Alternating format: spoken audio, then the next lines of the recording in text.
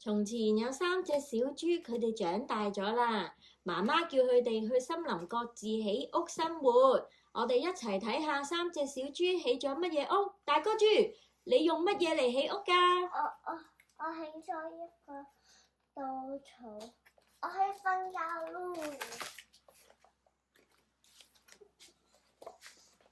好，二哥豬，你又起咗一間乜嘢嘅屋啊？我起咗木屋，同埋我去玩咯。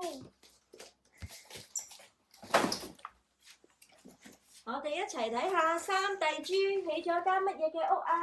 我起咗一個尖嘅屋，同埋係好堅固嘅。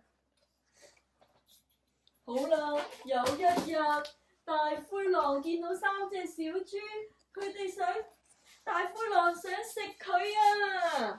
咦，我去到呢間稻草嘅屋，咦，豬大哥，開門俾我啦！唔會開門俾你。可惡，等我吹冧你間屋先！呼呼！稻草屋好快就俾大灰狼吹冧咗啦！大哥豬好驚啊，匿埋咗去二哥豬屋企。咦？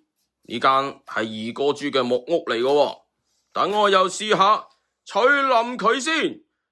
呼呼，開門俾我！呼！哇，木板屋咧好快就冧咗啦！大哥豬同二哥豬即刻匿去3弟豬個磚屋入面。咦？